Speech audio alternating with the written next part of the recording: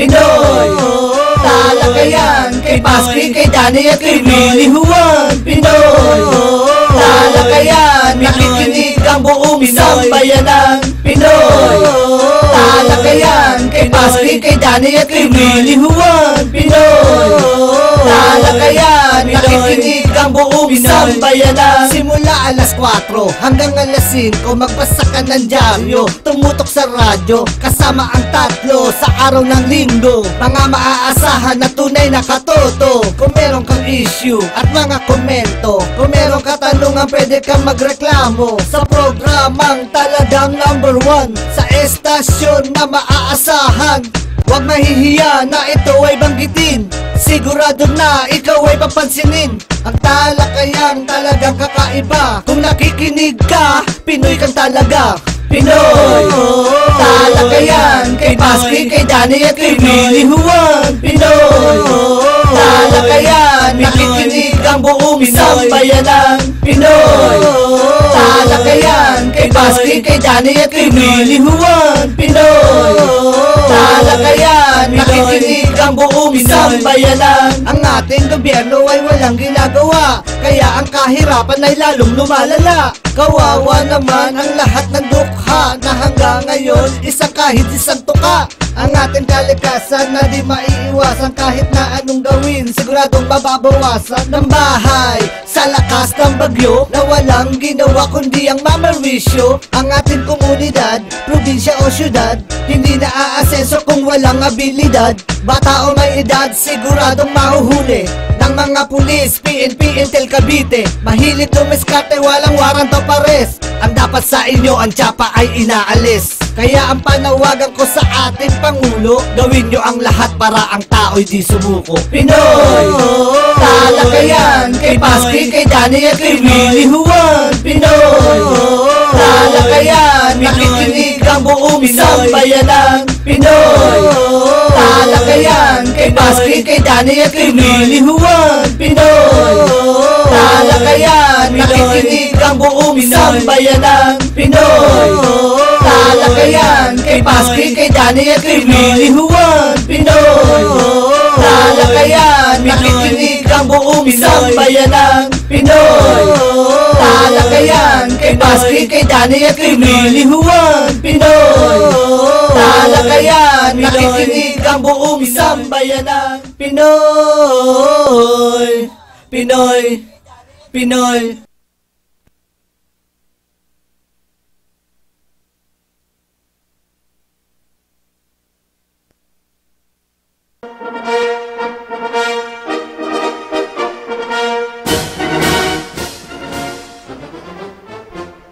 Isang mapagpalang tanghali sa ating lahat, mga minamahal nating mga katoto, Luzon, Visayas at Mindanao, na ating masugid na tagapanood at taga-subaybay sa ating palatuntunan dito sa Kakampiyon Line sa programang Talakayang Pinoy tuwing araw ng Lunes at Miyerkules sa ganap na ika-alauna ng tanghali hanggang ika-3 ng hapon. Ngayon po ay araw ng Lunes, ika-15 ng buwan ng Mayo 2017. Narito po kami ngayon mga katoto upang pasimplahin ang inyong pananghalian sa pamagitan ng paghatid ng mga pinakasariwang balita sa loob at labas ng bansa at mga balita sa ating kapaligiran, hatid ng ating mga gwaping at energetic na reporter na sina Katotong Ernie at Eddie Buwan. Ngayon din si Katotong July Pudok, kabilang na si Katotong Albert Guanson Lawin mula po sa Middle East, kung saan bibigyan din po natin ng pansin ang mga mainit na issue sa kasalukuyan. Kaya tumutok lang po kayo mga katoto at makibahagi sa loob ng 2 oras na talakayan, balitaan at huntahan na tiyak na kapaki-pakinabang. Kami po ay kasapi na mga kapisaran ng broadcaster ng Pilipinas At ngayon po mga katoto, narito po ang ating katandem na broadcaster na isa pong simpatiko at matalino, laging on the go sa kapaligiran at serbisyo publiko, isang tunay na lingkod bayan. Walang iba si katotong classmate Engineer Willie Wan. Ay, magandang hapon po sa inyo lahat mga suking taga-subaybay. Ito po yung lingkod Engineer Willie. At binabati natin yung mga taga Tarlac City dahil nandyan tayo kahapon at ng Sabado sa isa na namang mga series of technical seminars. At humabol din tayo sa La Paz, Tarlac. Kaya binabati natin yung mga taga La Paz, Tarlac, lalo-lalo na dyan sa eskwelahan ng Great Eastern Institute na dyan ginanap yung Operation Tuli kahapon ng Pugadlawin, Philippines. No? Ang katuwang ng Pugadlawin Quirino ay yung Pugadlawin Metro Angeles. So binabati natin lahat sila dyan. Mabuhay kayo mga kasamang lawin at mga lahat ng volunteers. Back to you, classmate. Okay, classmate. Subaybayan din po niyo kami. Mag-log in sa Ustream. Buksan ang inyong mga Facebook. Kakampi Space P. Talakayang Pinoy. At sa inyong Facebook account, sa inyong mga cellphone at computer, sa aming website. At search din ang www.ustream TV channel Kakampi Online. At presto mapapanood nyo ang inyong mga katoto ng live. At kung hindi nyo po kami mapanood ng live, sundan nyo po kami sa YouTube. Type nyo lang ang Talakayang Pinoy at Kakampi Online.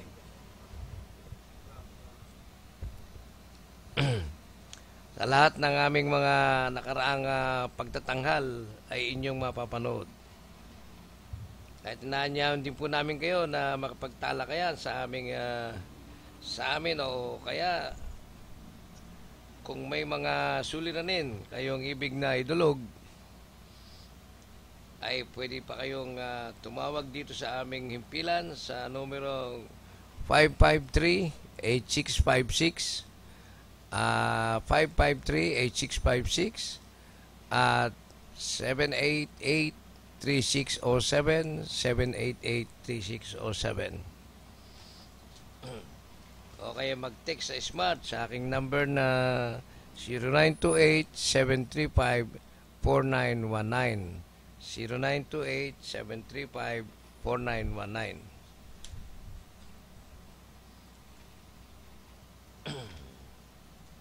At handa po kaming kayo'y paglingkuran sa abot ng aming makakaya, maliban po sa pera.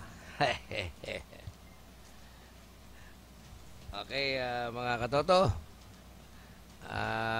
Bati tayo, classmate. Sige, nauna na ako kanina, classmate. Tuloy mo na. Sa uli na. Okay. Kasi maraming mga magagandang balita na talakayin natin eh. Ganun ba? Sige. Binabati lang natin ang ating mga kasama sa Philippine Coast Guard Auxiliary. At pinararating natin sa lahat ng mga kasapi, mga opisyal at miyembro na sa Mayo 19, 2021 gaganapin po ang ating 33 convention, national convention po sa Davao. Doon po sa isang hotel dyan sa Davao at ang ating panauhing pandagal ay walang iba kundi ang ating Pangulong Digong Duterte at ang kanyang anak na si Mayor Duterte. Sa po yan sa Mayo 19, 2021. Nandiyan po tayo sa Davao. Kaya mga katoto, ating mga kasama sa PCGA ay naanyahan or inaasahan na makakarating kayong lahat doon. Dito po rin sa kanina, binabati rin natin ang kinanap na Federalismo Symposium na pinamumunuan ng kanilang chairman na si Admiral Luis Tuason. Doon po sa Unlad Unlad Pilipino Sulong Federalismo Incorporated. Kaya kung nais niyo pong magmiyembro o sumapi dito, parehistro na po at nang maunawaan natin ang plataforma o hinahangad ng samahang ito. Pinabati rin natin ang ating mga kasama sa Rotary Club International District 3810 na pinamumunuan ng ating District Governor na si Ernest Yuyek. Partikular na ang aming Rotary Club of Leong Ginto, Manila na sana'y manatiling tagumpay at maayos ang pamumuno, pamamahala sa taong 2017-2018. Thank you po naman ang ating kaibigan sa Bureau of Customs, sa Bay Service Section, sa MICP na isang banda po ito, isang barangay po ito nagpapabati, si Benny Tabiki, Allen Manabat, Benji Indol, Jeffrey Perez, Reggie Villesa, Lito Cervantes, ang kanilang hepe na si Chief P. Siring, Eman Rosilio, Maricar Magdaraong, Becky Sagisa, Jess de las Llagas at Ronald Galima. Ito pinakamabigat dito, yung Ronald Galima. Hi to everybody sa MICP Bureau of Customs sa Bay Service Section. Hindi po naman sa lahat ng may kaarawan at magdiriwang ng kanilang mga kaarawan. Congratulations, binabati namin kayong lahat. Okay, classmate, ang issue na ating tatalakayin. Ikaw, nandyan yata yung federalismo? Yan bang gusto mo? Hindi, pero gusto na natin ipaabot mo na ang Pangulong Duterte ay nandun sa China, no? At siya inimbitahan ng Pangulong Xi ng China. At nakakamangha, classmate, kasi nandun siya. Nandun din si Pangulong Vladimir Putin. Oo. Sa isang litrato, magkakatabi yung tatlo, no? President Putin, President Duterte, tsaka yung si President Xi ng China. Antakin mo yung Pangulo natin, ganong katindi. Nandun sa mga big time superpower presidents. Oo. At alam mo ba na ang China nag-o-offer siya ng mahigit $100 billion para dun sa tinatawag niyang Silk Road o kaya dito sa project niyang program niya na Belt Super train yung Belt Road, di ba? Belt and Silk Road. So, ang layunin nito gusto niyang pagbuklorin itong Asia at saka itong Europa at saka yung Africa. At alam mo naman ito dugtong-dugtong, di ba? Tama. Sa bandang Turkey at of course itong mahabang Russia dugtong ang Europe at Asia, di ba? At itong Africa ay nakadugtong sa Asia dito sa bandang Middle East, di ba? Diyan sa lugar ng Egypt at Israel, di ba? Diyan yung dugtungan yan. Kaya kung meron kang sasakyan at marami kang gasolina, marami kang pera, pwede mong baybayin itong proposed Silk Road na ito at makakarating ka sa Africa. Magmumula ka dito, palagay mo sa bandang Malaysia, aakyat ka nang hanggang sa mga bandang Beijing, hanggang pupunta ka kunyari ng itong lugar ng Bering, itong Russia, di ba? Napakalaki itong Russia. At pwede kang pumunta sa Europe. Babaybayin mo itong napakahabang lupain ng Russia hanggang makarating ka sa Europe. Classmate, at pwede ka nga pupunta sa Great Britain. Ngayon, kung pagbalik mo, mamamasyal ka ng Africa. O, di ba? Grabe. Laki. So, kala ko yung bullet train na kamukha nun sa kanila na nasa ilalim ng lupa na nakakadaan sa ilalim ng dagat.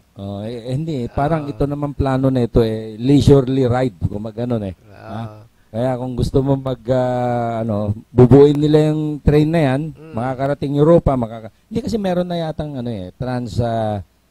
Trans-Asia, Europe train di ba? Oh. Siguro ayusin lang nila yung ruta niyan. Pero wala pa yung papuntang Africa. Pero gusto niyang pagbuklorin yan. So, ang maiwanan yung kontinento ng Amerika, North and South America. Kasi hindi siya nakadugtong eh. Oh, wala nga. At pati tayo, no? Pero meron naman tayong Roro, di ba? Kaya, katawid lang. Pwede nang tumawid dyan sa Borneo at mula naman sa kabilang dulo ng Borneo, makakapunta ka ng Malaysia. Makakaakyat ka na rin, di ba? Oo. Grabe itong programa ng China. Palibasa kasi hindi popular dito sa Pilipinas. Kaya siguro maganda rin to, no? Tayo laging umaasa sa Amerika sa lahat ng mga gabay, di ba? Maka-Amerikano style natin eh. Pero 100 na tayong naging kaibigan ng Amerika classmate. Pero naiwan ng Pilipinas. Yung mga iba niyang kaibigan, katulad yung Japan at Korea, ang daming mga produkto, yung lagi kong sinasabi, ang dami niyang mga produktong kotse, highly industrialized sila. Pero yung Pilipinas, mukhang kulang ang tulong ni Amerika sa atin. Napag-iwan tayo. Alam mo, samantalang tayo yung kolonya niya mula pa ng 1899, di ba? Ano sa tingin mo? Anong nangyari? Kuha ko dyan, classmate, kasalanan din ng mga kababayan natin, yung mga Pinoy. Kasi sinusuportahan naman tayo kung bakit itong mga kababayan natin masyadong mapolitika, masyadong pinairal yung politika. Yung inggitan ba, pag di ba mapapansin mo, pag may naupong bago nanalo sa politika, yung magagandang plano o project nung nakaraan, iniiba niya, ayaw niya sundin, di ba? Yun na nga, tama ka, no? Yung nasimulan na maganda, hindi tinutuloy. Katulad yung Pangulong Noynoy na yan, di ba? Ang proyekto noon ng panahon ni Gloria, yung tren papuntang Clark, pinatigil niya nung siya nang umupo, di ba? Tama, yung PNR. Yung diba? PNR, yung gagawin dyan sa Laguna Lake, na parang daanan sa tabi ng dagat, ng, pinatigil din niya. Kaya nga. Ang aming pinatigil. Yung nanay din niya, meron ng 6 na rail lines na nakaplano ng panahon ni Marcos. Nakagawa na si Marcos ng isa, LRT1. Pagdating kay Pangulong Cory, may isa walang nadagdag. Kaya nga. Mabuti na lang itong Pangulong Ramos medyo magaling-galing. Nadagdagan niya LRT2 at saka MRT3 na itinuloy naman na panahon ni Pangulong Gloria. Kaya nga hindi natin dapat isisi sa Amerika yung mga pagkaiwan natin sa ibang bansa Dahil doon sa mga ugali nga nating sistema. Tingin mo gano'n ha? Oo, kasi nga sinabi mo kay Marcos ang gaganda. Hindi tinuloy. Yung thermal plant, Oo nga alam mo nung Pangulong Marcos andyan yung Bataan Nuclear Plant, di ba? At meron pa diyang itinayo yung mga Philippine smelting plant dyan sa Leyte. At meron pa yung phosphate fertilizer plant dyan, di ba? At meron pa yung National Steel. At meron pa tayo dyan yung PNOC Dockyard sa may Bawan. Gumagawa to ng mga barko, ng mga yate, mga barko. Pinagpa-privatize ba naman lahat? Isip mo yung kawalang yan. Hindi napunta lahat sa pribado yung kita. Hindi. Yung gobyerno nawala ng pera. Paano nga yung sistema mali? Di ba? Ang ibang bansa, sinusuportahan tayo. Ang sistema naman natin, nilalaglag yung mahuhusay na tao. Hindi nire-respecto yung mga magagandang proyekto na naiiwan. Alam mo tama, classmate. Yung aking kaibigan na si Mr. Francis Yuseco, itong si Francis Yuseco Jr. ay anak siya nung dating #1 councilor ng Manila, yung Francis Yuseco Senior, dating #1 councilor, no? Ito, naisipan niya, na-develop niya yung rapid bus transit noong 1989 at pinapatent niya to. Inilapit namin sa Pangulong Cory, hindi binigyan ng pagkakataon ma-implementa. Denied. Oo. Ngayon, pagdating ni Pangulong Ramos, medyo ganun din yung kanyang Secretary of Transportation, si Secretary Garcia. So, buti na lang dumating yung Secretary Arturo Enrile, isang military man, at nakakaunawa. Pinago niya, pina-aprobahan niya. Kamalas-malasan lang nung nangyari yung Asian Crisis 1997. Umatras yung mga partners, yung Malaysian at saka yung Volvo of Sweden, umatras. Ngayon, natenga, nung pagdating kay Pangulong Erap, yung kanyang DOT secretary, hindi na naman sinuportahan. Naipit. alam mo nangyari, kinopya ng buong mundo. Nauna pa yung mundo na yung iba't ibang bansa ng mundo na nag-implement sa rapid bus transit niya. Ito na ngayon yung tinatawag na BRT. Ang takin mo, classmate, karangalan na ng Pilipino, ng Pilipinas, pero hindi binibigyan. Ayan, meron pang isa ngayon Diyan sa may DOST, diyan sa may Bikutan. Makita mo meron ginawa nung isang DOST secretary noon na yung electric train monorail. Makikita mo doon, para sa Bikutan ka, naka-elevate siya. Nakita mo doon. Ang tagal na noon, panahon pa yata ni Pangulong Gloria, lumampas na yata kay Noynoy, hindi pa na-implement. Ngayon, itinutulak ng grupo ngayon nila Mr. Yuseco na i-adapt sana ng DOTR ngayon, no?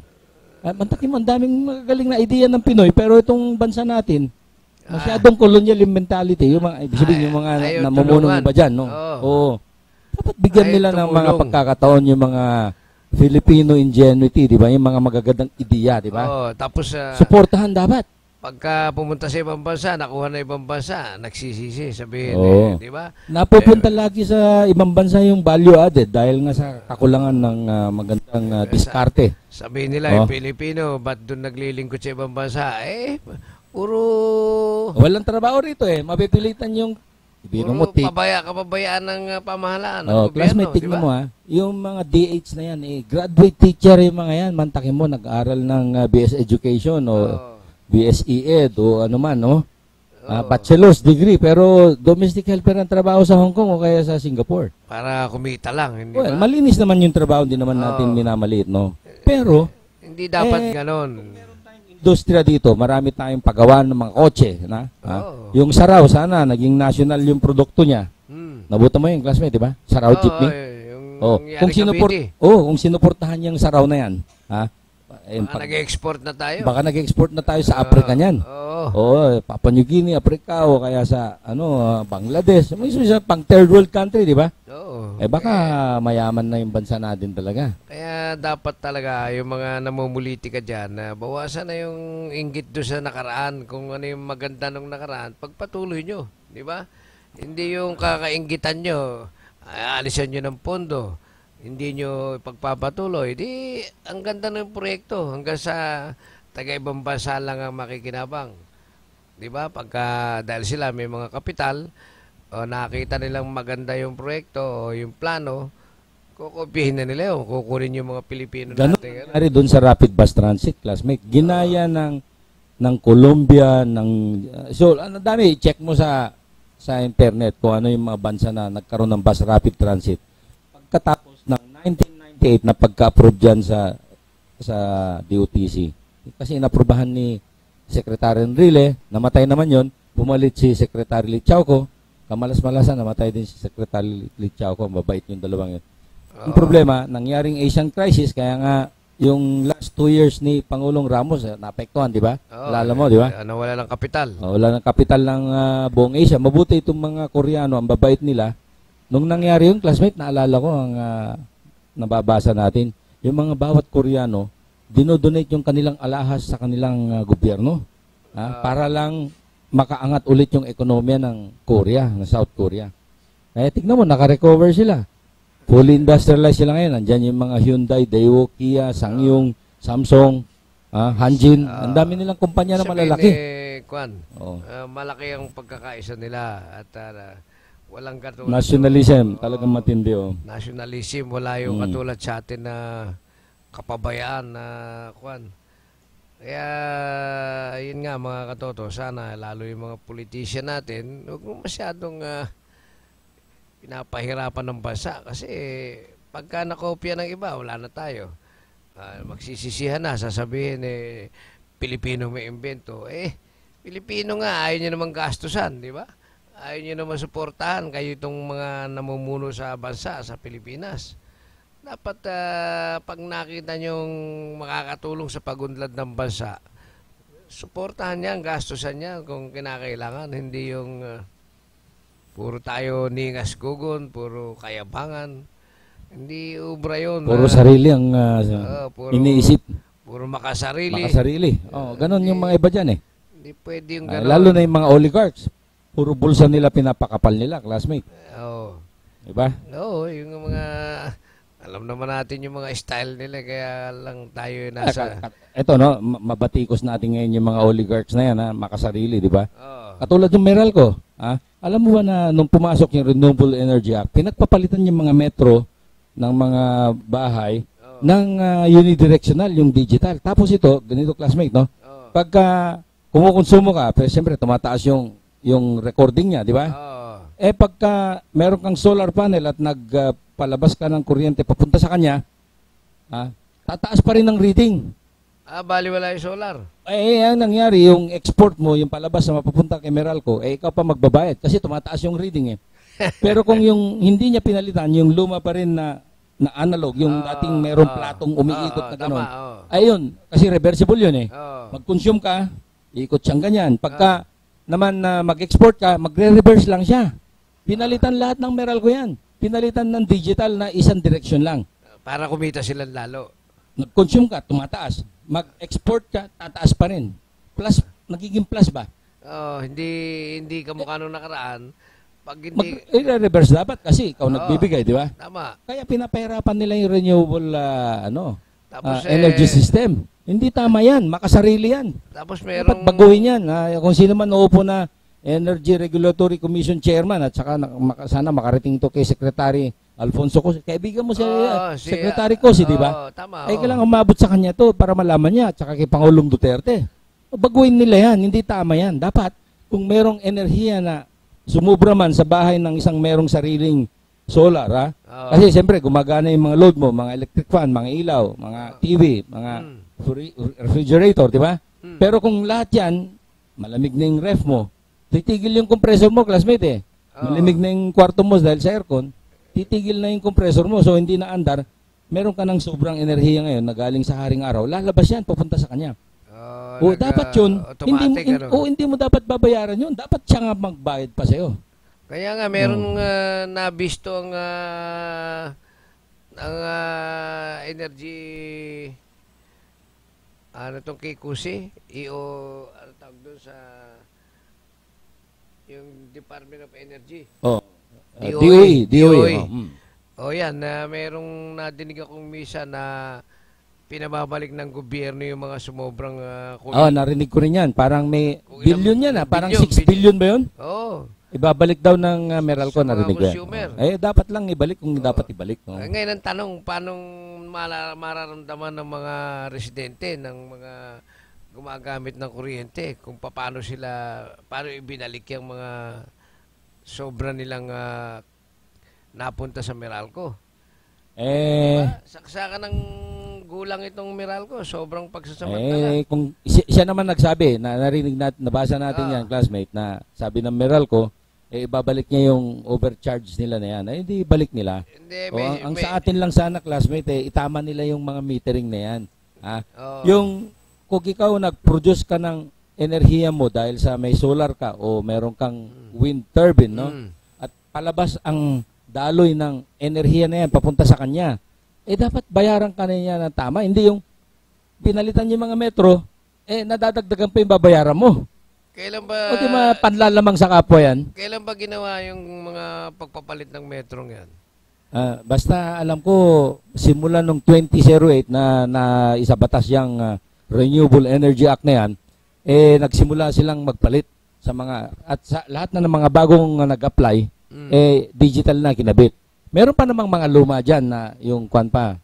Pero yun bidirectional lang ikot, yung nagre-reverse. Siguro kung na lang yun, mabibilang mo na lang yun. Pero kung konti na lang siguro. Pero ang punto sana, payagan sana nila na itong enerhiya manggaling sa haring araw, papunta sa kanila. Huwag nilang singilin sa nagpo-produce. At sila naman makikinabang dito, bahala na sila kung siyempre bebenta nila kasi dadaan din sa metro ng ibang user, di ba? Bahala na sila ron kung i-discount nila o kung anong gawin nila. Pero yung i-discourage mo siya na mag-export. Kasi katulad sinabi ko, classmate, umaandar yung solar mo dahil matingkad ang haring araw. Pero pinatay mo yung electric fan mo, di siyempre yung sobrang enerhiya ng galing sa araw, hindi mo na magagamit. Pinatay mo yung appliance mo magdadalo yun, dapat lalabas yun. Pero dahil pinalitan niya ng metro ng isa lang ang direksyon ng recording, eh di, kawawa ka naman. Pasok pa rin sa, konsumo pa rin ng Oo. metro. Ang nangyari, babayaran mo yung ibibigay mo doon. Hindi tama yon, di ba? Oo. Hindi makatarungan yun, classmate, di ba? Kaya nga, Mas isa mo tignan yun. Dapat. Ay, di, baliwala yung gumagamit ngayon na solar. Yan na nga. Hindi naman, ang nangyari tuloy, itong mga gumagamit ng solar, naglalagay ng tinatawag na off-grid. Hindi na nakakabit kay Meralco. Naglalagay ng sariling baterya. Oo. So ngayon, yung sobrang enerhiya, mapupunta sa baterya. Solo niya ngayon. Walang naisa-share sa publiko. Walang lumalaba. Ang mayroon lang, yung mga naka-grid tie na tawagin. No? Pero, isipin mo, bakit ako magbabayad sa ibibigay ko sa kanya? Di imbak ko na lang sa baterya. Tama. Di ba? Gamitin ko na lang mamayang gabi. Ganun katindi ang... Ganon yung nangyari sa sistema. Ba't hindi Sa EPIRAS, tsaka sa...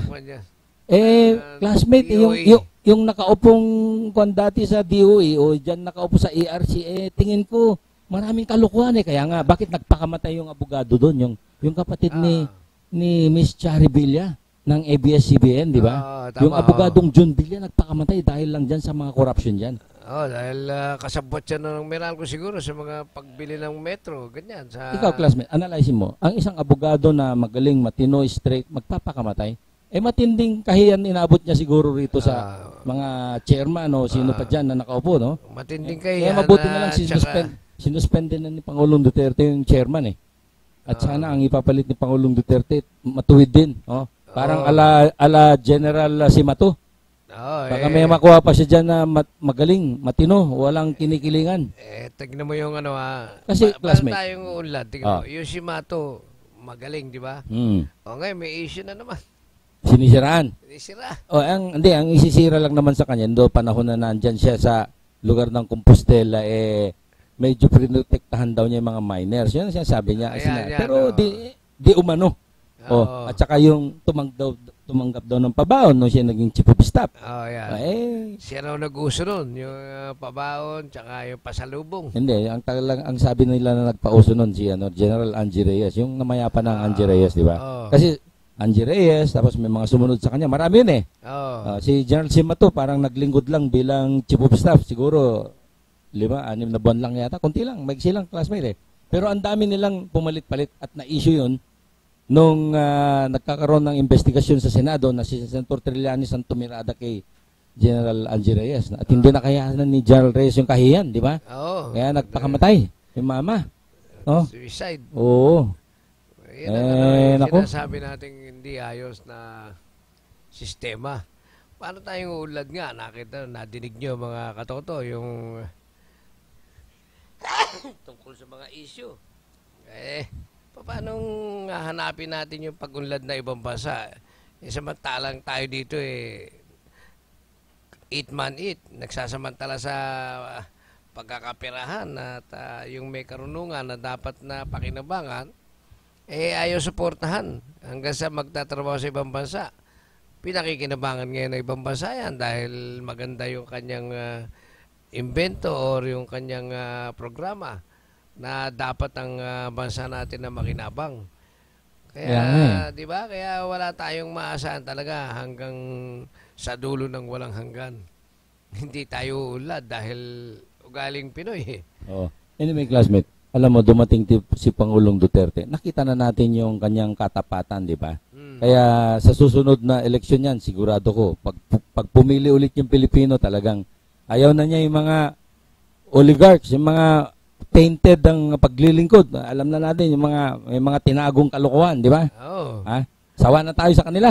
Sana meron pang katulad ni Duterte na pero mukhang magandang solusyon yung federalismo mo, classmate, di ba? Makakatulong yan dito sa mga problema na ito, palagay ko, kasi bibigyan niyang federalism ng pagkakataon yung mga regions, yung mga probinsya na mahina, na hindi mayaman, di ba? Kasi sa ngayon, dahil centralized itong sistema natin, nakikinabang Metro Manila, Cebu, Metro Davao, mga metro urban centers, di ba? Kawawa yung malalayo Ngayon, kung meron naman tayong ilang bang region tayo? 18, 19? 19 na ayon sa batas ni Pimentel, dapat 12 ang state na dapat na maging federalismo. Ngayon, itong sinusulong naman ng UNLAD Pilipino Sulong Federalismo Incorporated ay siyam na state lang. Siyam lang. Paano makabuo yun? Parang kulang Yung siyam. Hindi, kaya... Ano yan? Northern Luzon, Central Luzon, ganun. Southern Tagalog. Mga talagang ano lang. Tama ka. Northern Luzon, parang mga karamihan, salitang Ilocano. Ayan, Central Luzon, mga salitang, pero kombinasyon tong Central Luzon, may Kapampangan at Tagalog, no? Tapos yung Southern Tagalog, kasama na niya hanggang Bicol. O dalawang grupo rin to, no? Bicol at saka itong mga Laguna, mga Quezon, di ba? Halo rin Tagalog, Bicol at magkakasama itong Panay Island, Mindoro at saka Palawan, no? At magkakasama naman itong Southern Visayas, itong mga Negros, Cebu, Bohol, Leyte, at saka Samar at Masbate, no? At Northern Mindanao, at Southern Mindanao, at saka yung mga Muslim areas, no? So, siyam yan, Siyam yung plano ng UNLAD Pilipino Sulong Federalismo Incorporated. Napakagandang ang federalismo, di ba? Oo naman. Kasi mabibigyan ng pagkakataon yung mga pobreng bayan natin, probinsya, na makahabol, di ba? Hindi, tsaka ang sistema pala dyan, kung alam ba yung mga remote area, yung mga probinsyang kulang sa pondo ang iakyat ng kanilang pamahalaan, susuportahan ng malalaking state na kumikita ng malaki. Or kung kulang pa rin yun, meron naman ng national state o federal state na pondo na talagang para din doon pandagdag sa mga maliliit na state. Kanya malaking bagay. At saka dito pala, pagka ang eleksyon mo, sariling gobernador, ang power ng gobernador, power ng presidente. Doon sa, halimbawa, NCR, magkakaroon tayo ng eleksyon ng gobernador. May Congress din, mayroon ding Senate. May mga konsyal pa rin. Kaya lang, sarili ng kanyan. Kumbaga sa autonomous, di ba? Sarili na yun. Hindi na, ang kikitain ng pondo ng gobyerno yan, ng pamahalang state na yan, hindi na pakikialaman ng federal o ng national. Sarili niya yun. Ang gastusin niya, ang project niya dyan, hindi na kailangan aprobahan pa ng Malacanang. Sarili niyang pondo, pwede niyang budgetin, gastusin sa kanilang sasakupang lugar na hindi na kailangan yung aprobasyon ng Malacanang. Iyon ang kainaman dito sa sinasabing federalismo. Kaya yung iba hindi naintindihan, akala pag sinabing federal, sasakupin ka na ng national na wala nang sabihin wala ka ng power, ganon. Kung maintindihan nila na talagang napakalaking bagay kung paiiralin ninyong federalismo sa bansa. Di ba sa US ganyan, federal? Federal din. Malaysia, ganyan din, no? Dapat, tignan mo, maasenso yung Malaysia. Kasi nga, kanya-kanya na yan Ang layo ng lamang sa Pilipinas yan Dati naman, lamang tayo dyan kaya nga yung sa atin, sana wag nang kontrahin yung ni Pangulo na isa batas yung federalism, di ba? Tingin ko hindi naman obra na yung co-contract classmate The fact na siya binoto ng majority nung election. So yung programa niya dapat masunod, di ba? Of course, kung merong masyadong maselan, dadaan naman yan sa plebisito di ba? So pag-uusapan yan, going 1 year in his government, pag-uusapan yan, dapat magkaroon na ng mga open, wide discussion dyan na may mga TV programs, pinagdedebatahan yan, pati sa social media, sa radyo, sa atin dito, usapan yung merito niyan. Ganun din sa TV, magkakaroon din dapat mga fora dyan sa TV, Bawat istasyon, mag-conduct sila niyan para malaman ng mga tao kung ano talagang, ano ba yung pros and cons niyan.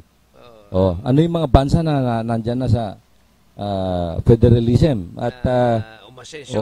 Umasenso ba sila o hindi? Yung Germany, federalism din yun eh. So, ganun dapat, no? At ngayon, pagbigyan natin yung proposal na ito dapat, no? Papuntahin natin isabay natin sa 2019 local elections, di ba? Kung sang-ayon ba tayo, hindi. At pag sang-ayon, di ayan na.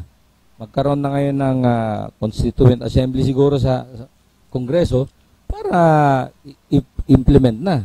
Para sa 2022 elections, yun ang masusunod. Dapat. Baka sakali, classmate, kung biyayaan pa yung Pangulong Duterte ng lakas at sigla, baka magpagbigay pa siya ng another term. Di ba? Oo. Tapos yung magiging base niya dapat hindi pwedeng manggaling sa oposisyon. Ang presidente dapat at vice-presidente manggagaling lang sa magkapartido. Parang Amerika. Di ba?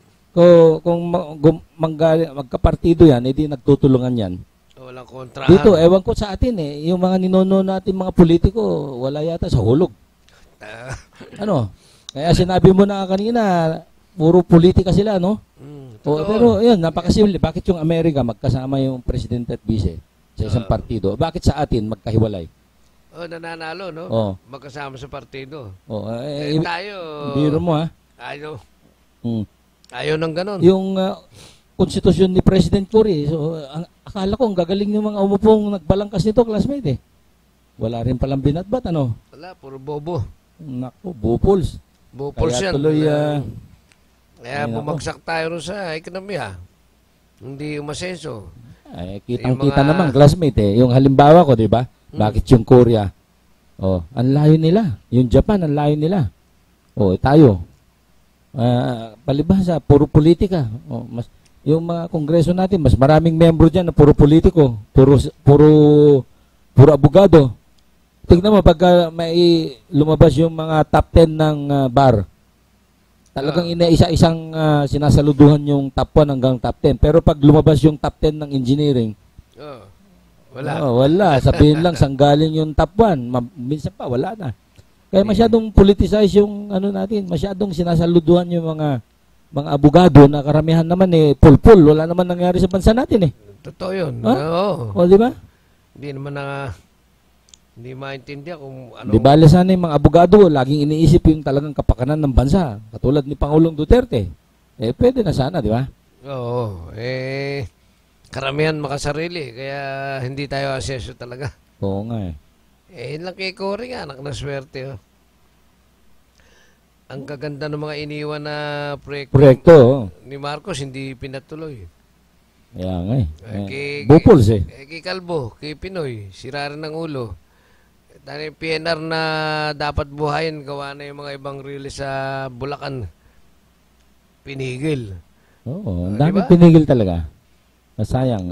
Pero mo yung dating panahon ni Marcos noon, ang PNR North and South. Aba, nakakaabot ng La Union noon. Maabot ng South, Sorsogon. North and South. Isip mo laking bagay sa mga nagbibiyahe yan. Walang traffic.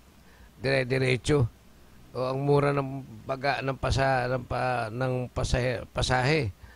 Aba hindi ba naman pinagpatuloy? Hindi ba naman sira? Mag-ina. Mag-inang yan. Alang kwentang Pangulo yan. Kaya maski anong sabihin nila, no? Lilitaw yung katotohanan, classmate, ano? Ngayon, sinisimulan na sila imbestigahan. Yung mga diehard na Aquino followers, wala kasi kitang-kita sa ebidensya yung kapalpakan eh. Hindi sila makaporma. Puro kawalang yan ang ginawa nila, puro pangungurakot. Kaya ayaw tubuan ng buhok ang putang na. Kaya hindi magandang mga ugali. Wala, hindi natin papabalikin sa pwesto yung mga mga minions niyan, di ba? Sana nga. Kailangan natuto na tayo. Doon tayo sa talagang mahal niyang bayan, di ba? Sana nga magkaisip na yung mga kababayan natin para matuto at nagkaisip naman classmate. Kasi nga, kaya nga naibuto na si Pangulong Duterte, di ba? Hindi, kung sabi mo, Ginamitan pa nila ng pandarayan, hindi na mo, bre. baka yung katulad ng sinabi mo, baka yung panahon na darating, may mga susulpot na lahing Aquino na naman. Tatakbo raw si Pamakino. Tingnan mo. Tatakbo raw si Chris Aquino. Basta yung mga nasirang pangalan, tandaan natin yun. Huwag na nating iboto yun. Mga hindi nakatulong sa bansa, nagpabagsak na ekonomiya, yan, huwag na natin dalhin yan. Di ba? Yung mga lahing matitino na may malasakit sa bansa. Yan. Katulad nga ni Bongbong Marcos, yan. Kahit na Marcos yan, nagkaroon man ng pagkakamali yung ama, may pinakita namang napakaganda. Hindi nga lang ipinagpatuloy ng mga pumalit. Pero, siguro, qualified pa rin natin tangkilikin yung Bongbong Marcos dahil okay pa eh. Classmate, alam mo kung sa galing ang pinag-usapan, hindi naman sa bias ako, classmate, pero yung Ferdinand Marcos, iba talaga. Iba. Sa lahat ng nagkuha ng barek sa may pinakamataas, di ba? Oo. Di ba? Take one pa. Medyo naging greedy lang siya ng power kasi nandun na siya. Talagang pinatuloy-tuloy talaga. Talagang naging greed for power di ba? Hanggang sa may sakit na, siya pa rin nandun. So, yun ang naging kasalanan niya. Ayaw magpapalit. Kaya maski na, may lupus na siya, sira na kidney niya, gusto pa rin, siya pa rin. Tandaan na po natin, ang isang tao na may sakit, hindi na po makapag-isip ng perfecto yan. Kung ikaw brilliant ka pa nung kabataan mo, pag may sakit ka na, hindi na. Kaya dapat po yung leksyon natin yan, no? Maski saan po yan, maski basahin po natin history, kaya maging lesson po yun. Yun ang nagpagkakamali ng Marcos. Siyempre, nung mahina na siya, naapektuhan na yung brain. Yung galing ni Ferdinand Marcos. Kaya parang lang yan para lang sa mga player ng basketball yan, di ba? Pagkabataan mo, masigla ka, mahusay ka maglaro. Parang si diba? Jordan o sila Kobe Bryant, di ba? Pero pag nagkakaedad ka na, hihina ka na. Iba na yung kailangan mag-alaga ka ng mga next in line, di ba? Iba na yung kunang katawan mo no, pakiramdam. Yan lang naman moral lesson sa nakita ko kay Ferdinand Marcos kasi pag sabihin mo naman na okay, meron siyang may corruption sa time niya, di ba? Kasi nakita mo naman meron din siyang mga ang tawag mo doon sa mga kanyang mga mayayamang kaibigan. Mga kabinete. Katulad ni Losyotan, di ba? Sila Danding Kuangco. Mga bilyonaryo. Di ba?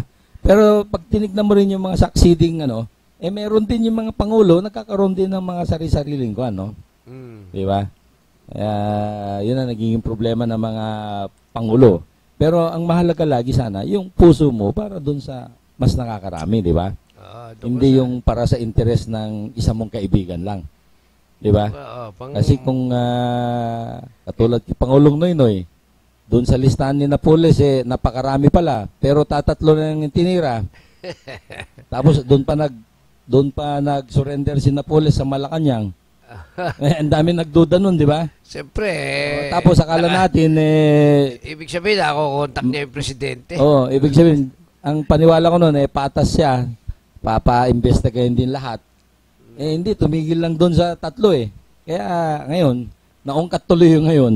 Pati siya kasama na. Ililitaw na lahat yun, palilitawin na lahat yung mga involved dyan. Ako.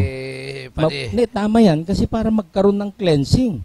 Ito yung paglilinis para mailathala yung mga may kalukuhan sa nakaraan.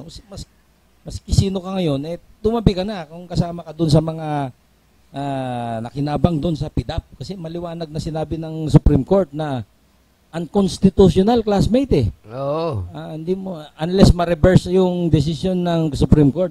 Hanggang ngayon, yung DAP, PDAP, pork barrel, unconstitutional. Di ba? Talagang wala sa batas yun yung gamitin mo sa hindi tamang sistema yung pera. Antindi kaya yung yung sa Iloilo, yung Senator Drilon, ang laki na tanggap niya Di ba nung pinatanggal si Corona, pinagbabayaran daw yung yung mga senators. Meron 50 million, may 100 million yata, ang lalaki.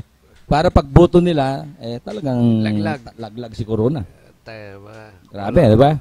At ang nabalita, tatatlo lang hindi tumanggap. Yung namayapa na dalawa, si Senator Miriam at saka si Senator Arroyo at itong si Bongbong Marcos. Tatlo yung hindi tumanggap. Yung panahon na yon, wala pa si Lacson hindi pa nakabalik si Senator Lacson sa Senado. Oo. Talagang kilala naman yan na hindi tumatanggap ng PIDAP yan. Ever since, yan ang istorya ni Senator Lacson. Kaya maganda rin maging pangulo yan. Kung magaling lang siya magdala ng handlers niya, Mga bata niya. Oo, kasi matuwid din ang utak niya. Kung na yan Okay rin yan. Kaya lang yung mga, parang ano yan sa Coast Guard pare. Ito, example natin yung Coast Guard. Si Admiral Tuason, hinulog nila ng hinulog, hindi pinapwestong komandan. Bakit? Galit siya kurap. Parehas na parehas. Ayaw niya nung nakawan ng pera ng gobyerno. O ngayon, sino yung mga naghulog sa kanya? Yung dalawang sunod na napwesto, yung Admiral Tan tsaka itong Admiral Isurena. Napwesto yung dalawang yan, nangarap. Ngayon, ano ang kinahinatnan? Sumabit. Kahit na-retire na sila o ano man, binungkal yung mga kaso ng corruption. O di sabit. Sabit, talagang walang nga. Isipin mo, yung Admiral Tuason, deputy nung Isurena, ngayon pinapipirman doon sa deputy, yung biniling mga 6x na 15 pirasong 6x na nakalagay sa presyo 7.5 million. Hindi pa bago yun tinadaya ang gobyerno. Second hand pala yun. Nakalagay doon sa dokumento, bago. Hindi pinirma ng Admiral Tuason. Sinulsulan yung dealer, yung supplier na idemanda yung Admiral sa ombudsman. Ito namang siraulong dealer, supplier, dinimanda nga yung Tuason na ayaw pumirma ron sa papeles nila. Di nilaban yung kaso, nanalo yung Tuason sa ombudsman, na-dismiss yung demanda nila. Ngayon, lumalabas, nabuko ngayon yung 6x, second hand na, overpriced pa. 7.5 million. Sabihin, nakarma yung mga walang yan, di ba? Yung Tuason, hindi nga na pwestong commandant, magre-retiro na, pero malinis naman ang konsensya. Siya nga itong nagbuo ng samahan na Unlad Pilipino Sulong Federalismo Incorporated. Siya ngayon ang pinaka-chairman yan na pinopropaganda sa buong Pilipinas na makiisa tayo doon sa sinasabing federalismo. Kaya yung mga, kung katulad lang ng Tuason, yung mga mamumuno, katulad sinabi mo si Ping Lacson, mga ganyan, yan isang napakagandang halimbawa para magtagumpay itong bansa. Dahil yung mga ganyang malilinis ang isipan sa pamahalaan, kailangan natin niya sa bansa. Pero bibihira yung ganyan. Ngayon, ang sitwasyon, magre-retiro na. Pero siya yung advisor ng OIC na si Commodore Joel Garcia, na nakita ng mga taga Coast Guard yung malaking pagbabago sa Coast Guard. Naging mabilis ang proseso ng mga dokumento at malinis. Wala kang makikitang sinasabing katulad nung nag-retire na Admiral Isurena na puro pagkakapirahan ang ginawa. Kaya sana makulong ka, Admiral Isurena. Magdusa ka sana sa kawalang yang ginawa mo sa pera ng Coast Guard. Ganyan, hindi dapat na pinatatawad yan. Alam mo, kahit retired ka na, hindi ka masasabit. Nako, ang daing pinahamak na tao nito, yung mga opisyal ng Coast Guard na pagtatanggal dahil sa kanya. Napapirma niya rin sa corruption. Parang si Napoles. Dapat matanggal yan, mabigyan ng asuntong matindi para makabawi ang bansa doon sa ang Coast Guard sa perang nilustay nila. Super kawalang yan talaga yung mga yan. Oo nga, classmate. Meron akong isang magandang balita, classmate. Pinulbos Pinulbos ng ating armed forces, yung 20 Abu Sayyaf. Abo. Oo. So, ngayon nagbabalak ng sumurrender yung mga leader nila. Natuklasan yung kampo siguro. Oo. 20 yung napatay. Binumbard nila, no? At saka, di ba, the other week, alam naman natin, napatay na yung mga pumunta ng Bohol, di ba? Ang isa na lang yata yung tinutugis doon. At nahuli yung, alam mo, yung superintendent na policewoman na babae, di ba? Yung kakutsaban nila. Yung nandyan na sa... Yung biniktima ni Juan nung isang abo na Oo, basta nakakulong na yun. Ng bomba. Ibig sabihin talagang matindi itong ating kumpanya ng Pangulong Duterte dyan. So dapat tuloy-tuloy na to. Dapat. Wala nang ititira pa, di ba? Oo, sana. At yung mga natira naman nitong napatay ng mga kasi sabi niya, shoot to kill lang sabi ni Pangulong Duterte, dapat lumaban para tumba na, wala na tayong problemahin. Wala na. Ngayon, kung sumurrender, di kulong abutin, di ba? Ngayon, yung mga pamilya nitong mga napektuhan nito, siguro kupkupin ng gobyerno. Pag-aralin yung mga bata. Hindi na yung mag-iisip pa ng bumalik sa ganyang banditry pagdating ng araw, no? Para wala na. Sabihin, alalayan na sila socially, economically, di ba? Trabaho, livelihood, tapos subaybayan na. Hanggang sa 5 years, 10 years, 20 years, hanggang sa total hindi na sila babalik dyan. At pag maunlad na yung lugar na yan, yung Basilan, yung Sulut, Tawi-Tawi na yan, yung mga lugar ng ating mga kababayan Muslim, palagay ko sino pang babalik dun sa nagtatago ka sa kabunduhan, classmate? Kung sakali kayang magkaroon ng federalismo, magbago kaya yun, yung lugar na... Classmate, tingin ko, dahil nga itong sinasabi mong federalismo, ang regionalizing development, di ba? Isang katulad niyang Muslim areas natin, magkakaroon sila ng pagkakataon na masuportahan yung mga proyekto nila na hindi na lang lagi sa Metro Manila, no? Tama, di ba? So, katulad dito, of course, sa pansamantala, nandyan pa yung mga projects na kailangan gawin para ma-decongest yung project dito ng traffic dito sa Metro Manila. Pero magpupundo na rin dyan sa mga lugar na yan para sa mga proyekto dyan, mga eskwelahan, mga iba't ibang diba? Itong project ni Senador Angara, yung inotor niyang House Bill 1329 tungkol sa Dialysis Center Act. Okay. Napakaganda niyan dahil matutulungan yung mga may sakit nating sa kababayan. Probinsya, lalo sa mga lalawigan na walang pera talaga, talagang kailangan... Ang mahal magpa-dialysis, classmate, Grabe. 10,000 yata. Parang pag ganyan ka na, of course, ang alternative mo dyan, kidney transplant. Papalitan yung kidney mo kasi sira na siya, no? Ang problema, napakamahal. Tsaka isa pa, kuminsan... Walang mabili. Kung minsan pa, yung niligay sa yung kidney, ire-reject ng katawan mo kasi hindi magkatugma. Ewan ko. Ganun Pag ni-reject niyan, wala na. Parang yung President Marcos, yun din naging problema niya. Hindi kahit ano yaman mo, kahit may pambili ka. Walang kasukat. Kumbaga sa Yes. Hindi kasya. Hindi pa na-invento yung para buti pa sa puso. Pag pinapalitan nila yung mga valvula, nakakatagal pa yung pasyente. Pero sa kidney, nare-reject Yung puso hindi.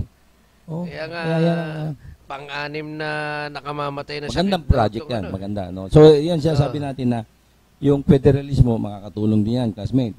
Yung pinapaigting ni Pangulong Duterte na laban terorismo, maganda rin yan. Yung nangyayari ngayon dyan sa peace talks between the NPA at saka yung ating mga government peace panel, maganda rin yan. Alam natin na maya't maya nagkakaroon ng mga kinks, kumbaga, no? Pero, sa ngayon mukhang nagtutuloy pa yan. At paigtingin din yung laban sa mga NPA na wala na sa hulog. Dapat durugin na rin yan. Hindi na ideology. Para rin yung Abu Sayyaf, di ba? Pera. Oo, ganun din dapat. Dapat isunod na yan. Durugin ng wala na yung... Ang diba, tagal na yan naisahan pa nga tayo lagi. Nakakapatay ng sundalo at pulis. Classmate, 48 years na yung ideological na yan, di ba? Insurrection na yan. Ang ideya is sila yung papalit, communism ay papalit. Pero ang buong mundo, lahat ng mga nagsubok na bansa, hindi umasenso. Hindi yumaman. Karamihan, bumalik pa rin sa democratic institution, na sistema, di ba? At yung China, sabi mong communist yan, dahil single party lang siya, pero yung kanyang sistema, kapitalista niya, puro negosyo na siya. Oo. Di ba? Ginagamit niya na lang yung ano niya. Hindi na obra yung kwan. Hindi na pinairal yung komunista. Alam mo, kung marinig mo yung interview ni General Victor Corpus, yung dati lieutenant siya, no? Graduate ng PMA. Siya kasi na-indoktrina niya na maging komunista ang utak niyan. Siya nagpasimuno ng raid sa PMA. Nakaw yung mga armas doon, di ba? Tama. Binigay sa mga makakaliwa, sa mga komunist, di ba? At siya rin yung nandun sa bandang Isabela nung dadaong dapat yung MV Karagatan na naglalaman ng maraming armas na galing sa China. No? Communist China noon, susuporta sa grupo ni Chairman Juma Sison, gagamitin sana para sa tuloy-tuloy na paglaban ng komunismo sa gobyerno. Kaso na Marcos yung nakalaban nila, mautak yung Marcos, Ferdinand Marcos. Hindi sila umubra. Tapos kwento nung General Victor Corpus na nalaman niya na itong mga kasama sa board ng New People's Army, Communist Party of the Philippines, kasi humingi siyang pondo, classmate. Doon sa kabundukan ng Palanaan o habang inaantay yung barko na yon, humingi pondo para, kasi nahirapan yung tawa niya, no? Napag-alaman na lang niya na bumili ng kotse daw yung mga miyembro. Yung pinagbigayan. Yung pinihingan niya ng inuuna pa yung sarili nila na bumili daw ng mga kotse.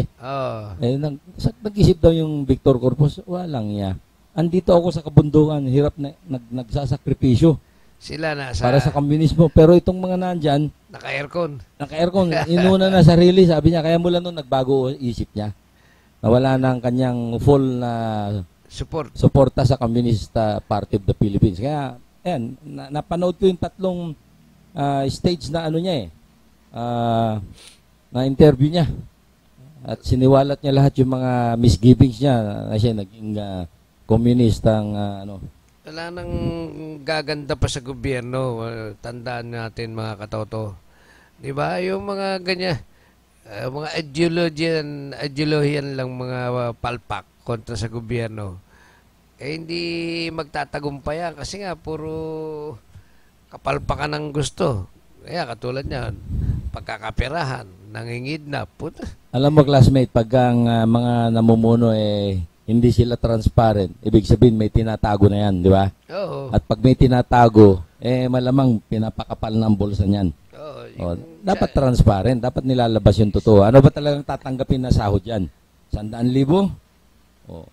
Kaya ako, di ba, may proposal tayo na sana, classmate, taasan yung mga sweldo ng mga namumuno sa gobyerno yun. Para hindi na sila matempt na mangurakot pa. At di ba, meron din tayong suggestion nung araw pa, classmate, nung nagsimula pala tayong Talakayang Pinoy, na sanay yung gobyerno gumagastos sa mga kandidato, no? Hindi wag mong pabayaan yung kandidato na siyang nagastusin niya sarili niyang pera. Kasi ito, kasalukuyang sistema natin.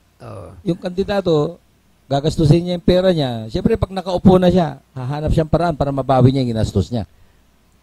Milyon, babawi niya. Sisimulan natin yan sa barangay, classmate. Sa barangay, milyon ang pondo. Ngayon, ang pondong milyon na yan, saan napupunta? Wala namang ipagagawang malalaking proyekto sa barangay. Di ba? Katulad ng sinasabi ko nang paulit-ulit ito sa barangay ko. Bago ko iwanan yan, may 2 playground, palaruan, konkreto, may cover court, barangay hall, 2 palapag, parang munisipyo. Ang mga kalsada, simentado. Ngayon, yung pondo ngayon na 3.5 million nung pumalit sa akin dyan, saan mapupunta yun? Maliban doon sa mga ala-alawances nila. Baka naman napunta sa sweldo nila, classmate. Naging mas malaki na yung sweldo nila kesa nung panahon mo na yung sweldo nyo nung panahon mo. Wala sweldo. Walang sweldo. Ayun na. 800 nga lang 800, isang taon pa yung 800, classmate. Parang pork barrel na yung kinapoles kasi ganun, di ba?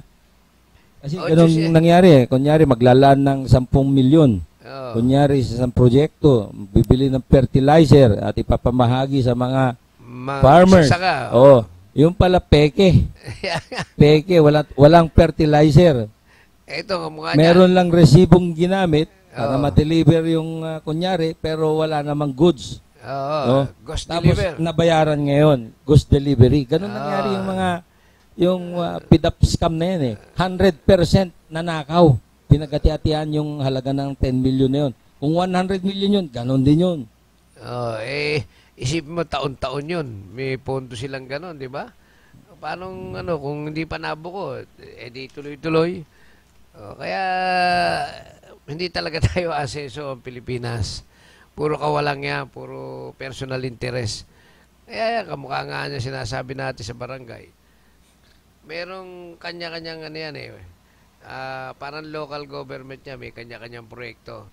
Kaya nga 3.5 million yan, aawasin dyan yung isang taong allowances ng chairman, mga kagawad, tanod, aawasin mo ron. Ngayon, ang matitira doon, yun yung pamproyekto. Ngayon, ano-ano yung mga pamproyekto? Declogging, drainage, ganyan, linisin yung kanal, ganon, beautification, green revolution, yung mga pabili ng mga halaman, magkano lang yung gastos doon, di ba? Ba't milyon yung pera nila? Bakit kamukha nyo, drainage na lang, yung declogging, paglilinis ng mga imburnal, mga kanal. Kukuha ka lang ng tao sa city engineer's office, may mga gamit nyo, malilinis naman yun.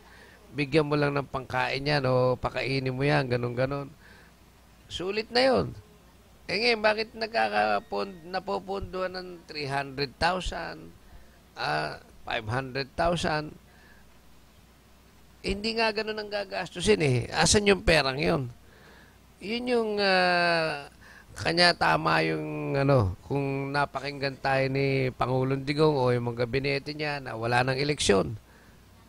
Tama nang walang eleksyon talaga dahil sayang yung pera ng gobyerno, yung milyon-milyong pinopondo sa barangay, isama na lang sa kaban ng bansa yun, ng pamahalaan. Di ba? Malaki-laki rin yan. Biro mo, sa Metro Manila, malaki yung pera ng mga barangay. Sa mga probinsya, ewan ko lang kung kasing laki nun sa Metro Manila, maring malaki, hindi nang ganong kalaki sa mga probinsya dahil alam naman talagang walang ipagagawa ron eh. Di ba? Pero dapat talaga wala ng eleksyon. Kasi sayang talaga yung pondo eh. Kamukha niyan, nang malaman ng mga barangay chairman na wala ng eleksyon, yung pondo sa bangko na nalalabing pondo nila, pinag-withdraw na. Imbestigahan yan, mga katoto. Ayan malaking corruption yan. Imbestigahan yung mga barangay chairman, yung auditor ng city o ng lalawigan, kasi mga kasabwat yan eh. Yung city auditor, yung mga accounting, yung Manila Barangay Bureau, yung DILG naka-assign dyan sa district. Yan ang mga sangkot dyan sa kaya lumulusot yung pera niya dahil magkakasangkot siya, kasabwat, na natatapalan. Kaya dapat yan pag-iimbestigahan. Tingnan nyo, malayo pa yung sinasabi October na wala ng eleksyon. Paimbestigahan nyo yung mga account ng barangay, wala ng laman. Tanong nyo kung saan napunta, i-audit nyo kung anong binili o ano yung mga proyekto. Wala. Talagang as in, zero balance. Hanapin nyo yung pera, zero na rin. Kailangan asuntuhin yung mga yan, yung mga gumawa ng corruption. Dapat talagang ito pa nangyari, classmate sa akin, sa barangay ko Diba sabi ko sa'yo, yung legacy ko, yung hindi pa ako chairman, kabataan pa lang, nagtayo ako ng grupo na Maharlika Athletic Federation. Diba yung nakatiwangwang na lupain dong iniwan ng appointed na barangay, yung contest ng Green Revolution ni Marcos. Matapos yung eleksyon, yung contest, yung mga tamad na appointed chairman ng araw, pinabayaan nakatiwangwang. Tapat pa ng bahay ko. Nagkataong mahilig tayo maglaro ng basketball at sa kapakanan ng barangay, gusto ko rin magkaroon ng sariling palaruan yon. Kaya nagbuo ako ng samahan yung Maharlika Athletic Federation. Pinagtulong-tulungan namin yun. Madalit sabi, napaganda hanggang sa sinuportahan kami ng City of Manila, ng Recreation Bureau. gumanda ng gumanda. Eto na ngayon. Naisip ko ngayong lagyan ng marker yung playground. Nagpagawa ko ng stainless na marker. Nilagay ko yung kasaysayan ng Maharlika basketball court o cover court. Nilagay ko yung mga pangalan ng opisyalis, may mga pirma, mga miyembro, kay patay na, kay buhay, nando doon. Pinablessing ko nung anniversary ng Black Rosary doon sa pare nagmisa. Itong linggon to kinu-question ng mga bugok na kagawad na kasama ng anak ko. Sabi raw sa anak ko Kagawad, hindi naman chairman tatay mo, ba't nagpakabit ng ng marker? Tsaka bakit wala yung mga pangalan ng mga chairman nung araw? Sabi ng anak ko, 1970 yun nung mangyari. Kailan ba yung mga chairman mo? After. Yung nakasaysayan nakalagay doon, kung paano naging basketball court yan, kung paano naitayo, kung sino-sino yung mga nagkaisang kabataan na nagpundar niyan.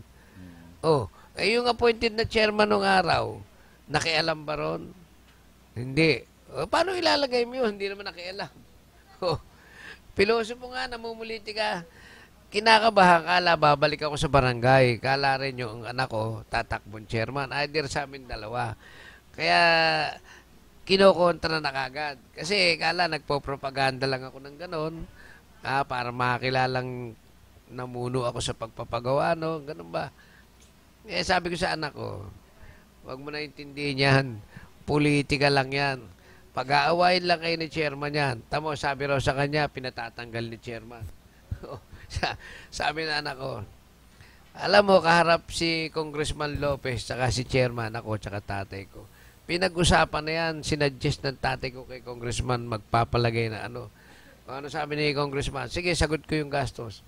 Ibig sabihin, legal yung pagpapagawa at saka yung pagkakalagay dyan. Ba't kaya kailanganin ba ikonsulta sa inyo? Hindi raw kinonsulta. Alam na nga nung chairman. Yung chairman nga hindi kumukontra. Kayo pa. Dapat daw silang mga nakaupo sila yung ano. Ano ba nagawa nyo? Sabi ng anak ko. May mga kanya-kanyang committee chairman tayong inahawakan Ako sa komite ko ng declogging sa drainage, sa flood control. Ano yung naipagawa ko? Pinabudgetan ko kay ERAP sa City Hall yung drainage ng Maharlika Street. Binauna ng mga malalaking tubong bago. Dahil yung pinagawa ng tatay ko, 15 taon na nakalipas, nagbabara na. Bilang chairman komite ko ng mga ganyang proyekto, nakapagpagawa ako. Kayo, may nagawa ba kayo sa mga chairmanship nyo? Yun ang sinasabi ko na mahirap na umunlad ang bansa dahil doon sa ganyan. Sa mababang kapulungan pa lang, barangay pa lang yan, di lalo sa itaas, nag-aagawa na ng kapangyarihan. Di ba? Mga walang isipin mo, wala nang naitulong. Gusto pa ilagay pangalan nila. Tapos ang lalaki na ng sweldo, ng allowance, gusto dagdagan pa yung allowance nila. Wala namang mga ginagawa. Naku po. Kaya tuloy mo na yung Pangulong Digong, wala nang eleksyon ng mga barangay. Buwisit na yan, puro mukhang pera din. Kaya pala, gumagasta pag eleksyon, nag-uubos ng pera para lang makabawi pag nanalo. Di ba? Puro kawalang yan. Kaya nga, classmate, alam mo kung pinasok yung federalismo na yan, dapat mabago yung konstitusyon. Yung panukala na dapat gobyerno gagasto sa lahat para equal lang playing field, di ba? Wala na yung gagastusin mo pera mo pag nakaupo ka na, babawihin mo rin naman. Wala na yun, alisin na natin yun. Hanap tayong paraan na equal na, di ba? Level na. Bigyan mo pinakamaganda mong litrato, pinakamaganda mong istorya na totoo. At yun ang ilagay, i-print ng government printing office. Ang negosyo na lang doon yung mga kontraktor na magpiprint. Pero ira-raffle naman yun. Kunyari, itong ganito, ira-raffle. Sinong panalo dyan na mag-print nito? Pero equal yan. Bawat kandidato, kunyari, tig 10,000, tig 20,000. Depende sa dami ng butante, di ba? Polyetos yan, sample balot, tarpaulin kaya, whatever. Basta yan, bibigyan ng equal. Kanya-kanyang design lang yung kandidato, yung ipiprint, equal lang. O, di ba? Ano sa tingin mo yan, classmate? Hindi, maganda yun. Di ba logical siya? Oo, Oo, talaga. Hindi naisipan ng mga framers noong 1987 Constitution yan eh. Kung talaga naman magaling sila, dapat naisipan nila, di ba? Dapat talaga Ay, nako. noon pa yan. Walang binatbat yung mga yun. Kaya nga yung sinasabi nga Kaya kung minsan, daldal ng daldal yung mga yun. Kasama raw sila dun sa nagbalangkas na ano. Ayan, nung wala eh. yung ngayon, yung mga pinakulong ni Marcos na binabayaran ngayon. Anong banat? Puta, sali raw sila. Kaya akala nila gano'ng kadaling makakubra. O, di pinaimbestigahan ko talagang may record ka, nakulong ka, o no. O, dihin lang ang babayaran. Baka anya na naman, yung mga ibang hindi kasali, nagpapalista. Ganun nangyari. Ganun, no? Talagang nagiging corrupt pa rin yung sistema. Oo. Ito, magandang tanong itong nagpadala sa atin, no? Paano kung hindi na matutuloy ang eleksyon ng barangay? Ano mangyayari? Aba, di napakagandang mangyayari. Kasi yung malaking pondo ng gobyerno, mababalik na sa gobyerno.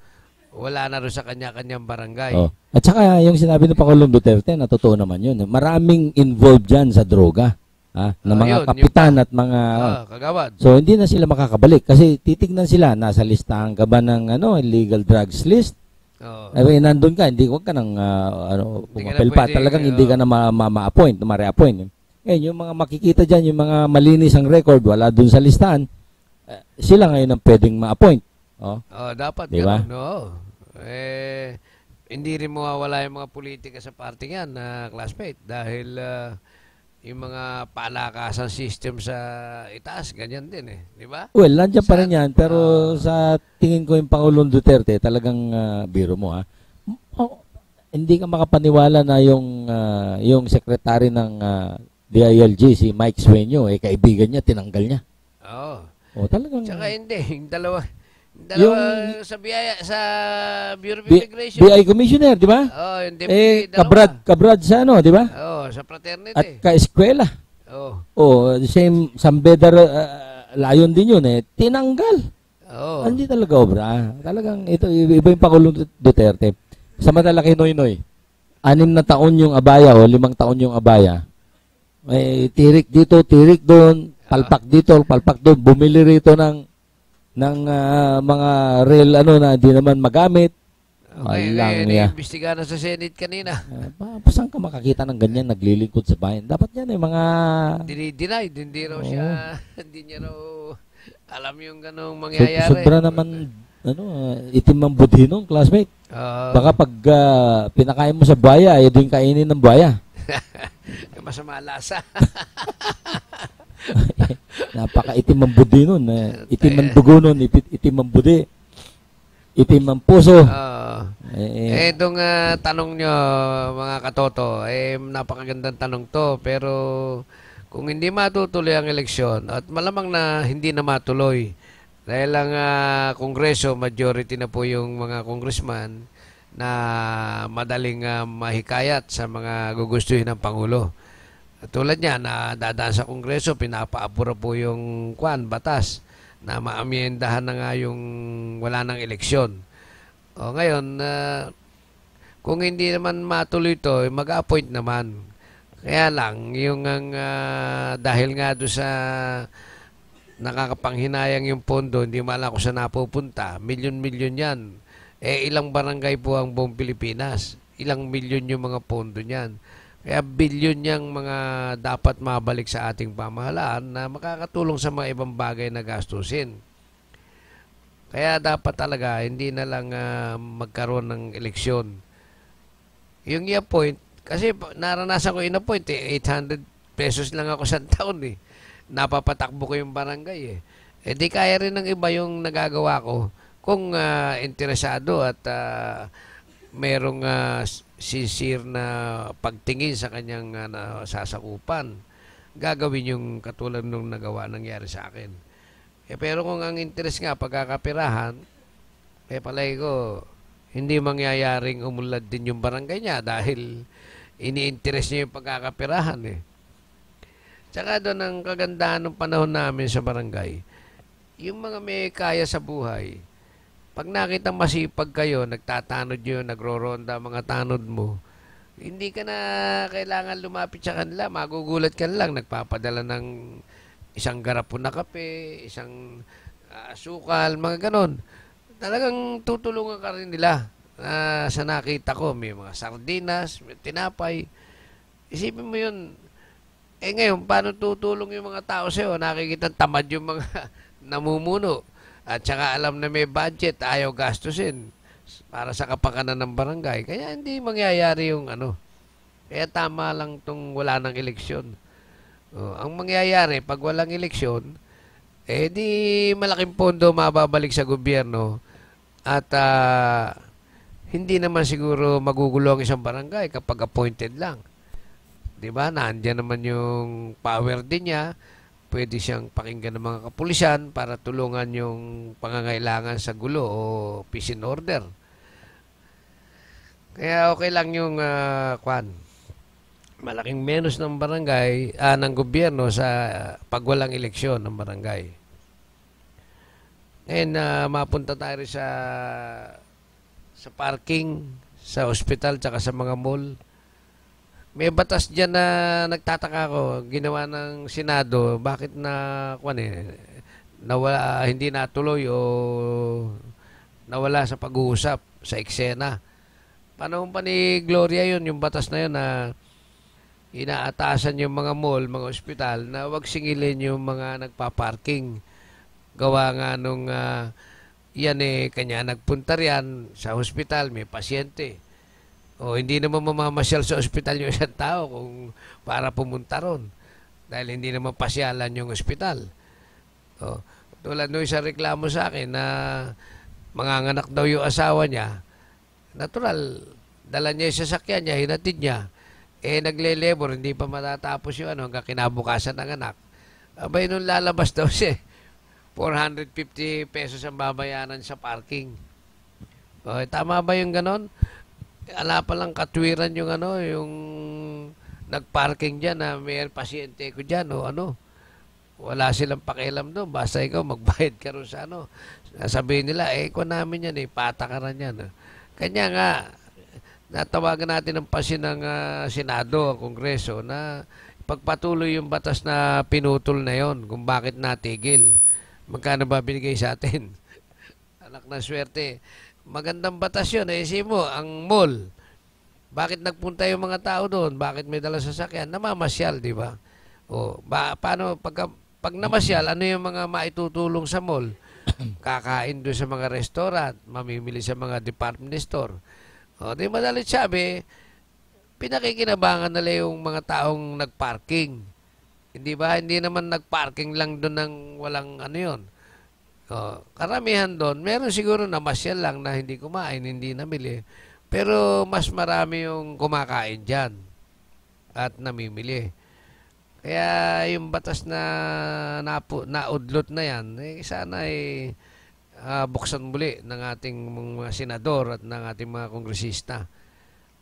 Kasi malaking, kahit nasabihin natin barya-barya lang yung parking fee, 50 pesos, 30 pesos, per hour naman ang sinisingil dyan, hindi naman yung hanggang kinabukasan ka na sa 30, 50. Ang ibig sabihin, kada oras yung papatak ang metro mo. First 50 pesos, sunod, puro 10, 20, ganyan. Kung mga ilang oras ka riyan, kahit na maliit na halaga yan, nakakasuklam pa rin isipin dahil isipin mo, namasyal ka sa kanila, kumain ka sa kanila, namili ka sa kanila, babayaran mo pa rin yung parking. Nung araw, classmate, wala naman ganyan, di ba?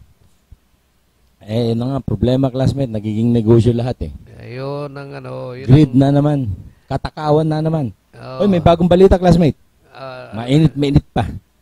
Ibinasura ng House panel dyan sa Kongreso yung impeachment trap versus Pangulong Duterte. Kasi daw to insufficient in substance, no? 42 ang mga kongresista nakasama doon sa House Justice Committee ang pumirma na nagbasura dito sa impeachment na isinampa ni Representative Gary Lejano kasama sa Magdalo Party List. Ito yung kapartido ni Trillanes eh. Oh. So alam mo, ina-expect na natin na mangyari ito eh. So ang susunod na talakayan naman nila yung impeachment kay Vice President Leni. So ayan. Ayan. Siko naman yun. Sa kabilang partido naman yan. Kabila naman yan. So palagay ko yun ang kasi karamihan yung mga nandyan kontra na sa liberal, di ba? Baka kung makakita sila ng puntos doon, yari si Vice President. Pero yan po ang bagong balita sa Kongreso. Binasura ang impeachment trap versus Pangulong Duterte. Kanina pinagpapaliwanag nga yung nagsampa na yan eh. Si ano yan, pangalan niya? Gary Alejano. Si Alejano. Representative Gary Alejano. Magaganda pa yung paliwanag niya. Sa loob-loob ko hindi ka papasa. Kahit anong ganda ng paliwanag mo diyan, pagka pinagbotohan ka, talo ka na. Di ba? Wala eh. Hindi. Paano ka maniniwala yung kanilang si Las Cañas na nagsalita, hindi na. Pabalik-baliktad ang sinasabi. Paano mo paniniwalaan yun? Diba? Nababayaran yun tingin ko eh. Pag binayaran siya, eto na babi niya. Pag binayaran na naman ng iba na naman sasabihin. Inuubos lang sinasayang lang niya oras ng mga Pilipino. Puro bugok. Hindi iniisip yung mga mga bago umaksyon. Pag-aralan lang mabuti kung lulusot o hindi. Diyan naman ang unang... Ang basa ko dyan, classmate, grandstanding yan nung Magdalo kasi ala na kasi tapos na yung termino ni Senador Trillanes eh. Ngayon, siyempre, sabi nila siguro magkakapartido, ikaw naman pumapel. So, ano ang maganda? Yung para mapapag-usapan ka, yan ang sinampa niya. Versus So, kaso, wala, hindi umubra. Napakain ng klaseng... pero tingin ko, wala yan. Magiging negative pa yan sa mga maraming sumusuporta sa Pangulong Duterte. Kasi, kumbaga harang ka sa mga programa, di ba? Wala. Sorry na lang, baka po sa susunod, baka hindi na po kayo maupo dyan. Kaya kailangan gumawa po kayo ng mas magandang dyan. Kaya ako binabati ko, classmate, si Pangulong, itong si Senador Trillanes. Kasi yung aming bill na pa-upgrade ang mga plumbing, master plumber dyan sa Kongreso, alam mo kasi yung batas na nagbuo niya, 1955 pa. Kailangan kasi mabago na yan, 2017 na. Mantakin mo ang sinabi lang niya doon sa hearing. Wala ako pero kwento ng mga kasama ko. Kayong mga master plumber, hindi natin mapag-usapan itong panukalan nyo kasi ang daming kumukontra eh. Ganun ba naman ang leader? Dapat, master plumbers, sanitary engineers. Ano bang problema nito? Sanitary, anong ayaw mo? Ganito pong ayaw namin dyan eh. Ikaw, master plumbers, bakit mo gusto? Kasi ganito po yan. 10,000 master plumbers makikinabang. Tapos, itong sanitary engineers kumukontra pero makikinabang din. Bakit ka kukontra? Makikinabang ka rin. Tapos na, di ba? Dapat ganon. Kung ikaw yung leader na magaling di ba? Kasi classmate, 10,000 kami na master plumber. Gusto naming maging plumbing engineer. Kasi yung batas na nag-create sa batas sa namin, 1955 pa. Ngayon, itong mga sanitary, kumukontra sila. Kinukontra. Kasi, gusto sila lang ng sikat eh. Kasi sila, sanitary engineer. Kami, master plumber. Ang nakakaano kasi dyan, maraming naglalagay ng advertisement sa puno, tubero. So, si plumber, tubero. So, minamalit ngayon ng mga sanitary, tubero lang kayo eh. Hindi nila alam na katulad ko, ang tinapos ko, electrical engineering, mechanical engineering. At hindi naman paatras tayo sa resulta ng examen natin, classmate. Ibig sabihin, marami na ang master plumber na architect, na civil engineer, na mechanical engineer, at katulad ko rin, di ba? Na mataas na ang level ng mga kakayahan. Hindi nila pwedeng ismulin. Di ba? Kala nila porque master plumber lang eh. Wala na ibang degree. Ang talagang intention mabago na yung batas dahil ang tagal na, luman-luma na siya, 1955 na eh.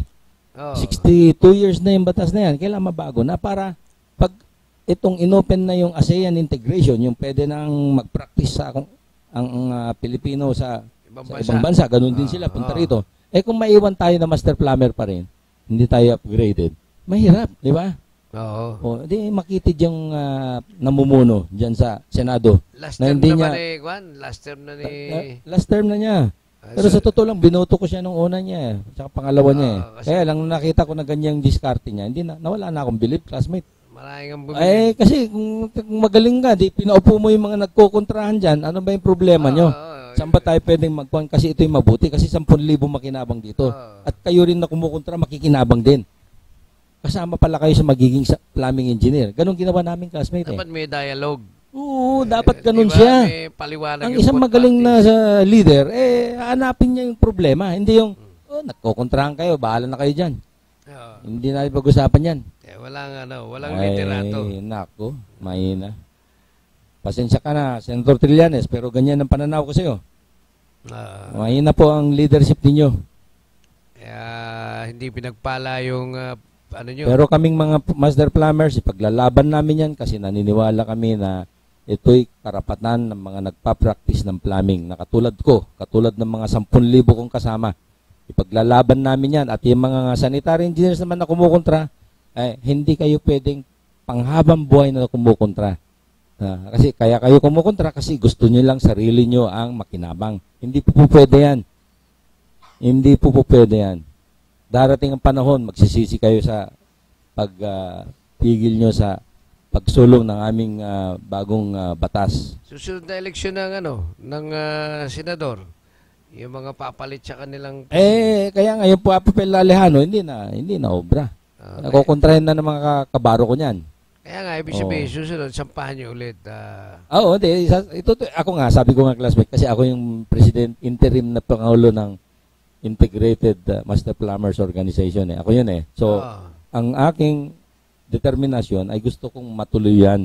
Kasi hindi naman sa sarili ko lang yan. Para sa 10,000 Master Plumbers sa kanilang mga pamilya. At pa rin sa bayan natin yan. Kasi kung umangat yung Filipino Master Plumbers, sa buong ASEAN aangat din yan. Mangingibabaw siya. Pero pag iwanan mo siya dyan, paano na mangyari, di ba? Hindi tayo hindi tayo aangat as a kumbaga sa people and as a Filipino professionals, di ba? Kumbaga sa gawain yan na para maging mabilis ang proseso. Pag hindi mo pinansin, magagalit siya yung mga nagpapail ng dokumento, di ba? Oo. Kaya yan. Ayun. Basta ako naniniwala na dapat maituloy yan, kaya hindi tayo titigil. Kaya mga kababayan kong, mga kabaro kong Master Plumber, pagpatuloy po natin yan. Dapat hintayin nyo lang mapalitan yung mga nakaupo, lalo na si Trillanes. Hindi pwede yung iba ang magdedesisyon sa ating mga Master Plumbers. Ganon din yung mga civil engineers. Ganon din yung mga abogado, mga doktor. Yung mga doktor, alam nila yung nakakabuti sa kanila, kaya isusulong nila yung kanilang mga batas na para mag-upgrade sa kanilang practice. Ganun po yun talaga. Hindi po pwede magdesisyon ng ibang mga profesyon, ibang mga tao sa kagustuhan ng maraming professional sa linya na yan. Kung ang dinesisyonan ng mga dentist ganun, yun ang paniwala nila kasi pag mas marami sa kanilang gumusto nito, yun po yung tama. Ganun din po sa amin, sa plumbing. Hindi po pwedeng manguna yung hindi nagpa-practice niyan kasi hindi niyo po alam kung ano yung dinadaanan po namin. Okay? Extra na tayo, classmate. Hindi, yung ano nga pala, yung panawagan ng LTO Manila South. Ang LTO Manila South po, ayon doon sa kanilang beauty hepe na si Kiwi Balisang, ay matatagpo po dyan sa Central Post Office building sa likod po ng Liwasang Bonifacio. Yung po may mga sasakyan dyan na nais magparehistro o magpa-renew ng lisensya, tulad ng Quiapo, Santa Cruz, Ermita, ay malapit lang po kayo dyan sa LTO Manila South. Tila hindi naalalaman ng iba nating kababayan, mga katoto, kaya't nagpapanawagan itong si Chief Kiwi Basinang.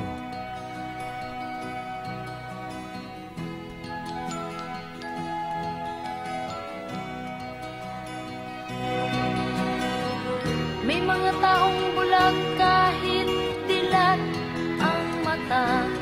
May mga taong tinatalian sariling kamay at paa. Tapos na po muli ang ating 2 oras na talakayan at huntahan. Huwag na kayong magsasawang sumubaybay sa amin tuwing araw ng Lunes at Miyerkules sa ganito rin pong oras. Panginoon, nagpapasalamat po kami sa isang araw na inyong pinahiram sa amin. Maraming salamat sa mga biyaya ng buhay na pinagkaloob niyo sa amin sa araw-araw. Huwag po sana kayo magsasawang patawarin ang aming mga kasalanan. Maraming salamat po sa inyong patuloy na pagmamahal, pangunawa, pagtulong at pagsubaybay, paggabay sa amin. Nawa po'y basbasan nyo kami.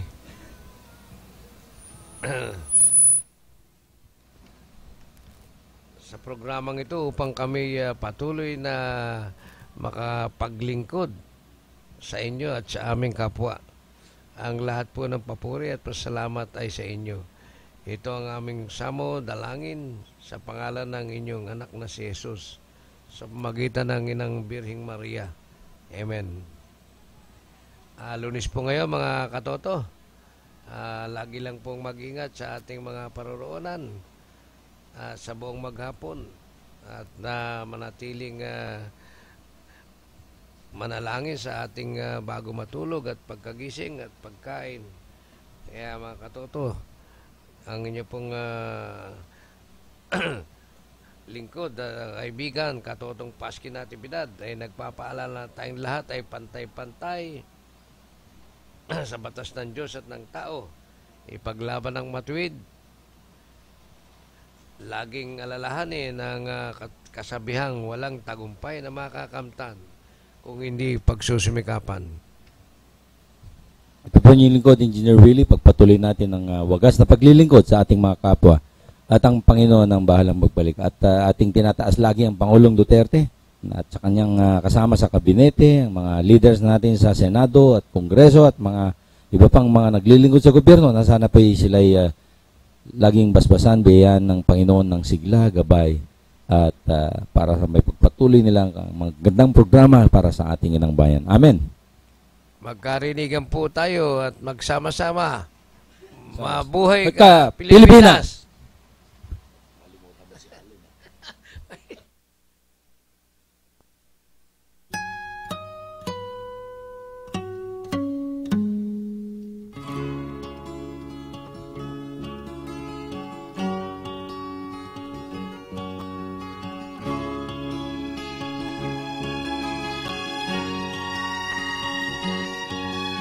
Nakita mo na ba ang mga bagay na dapat mong makita?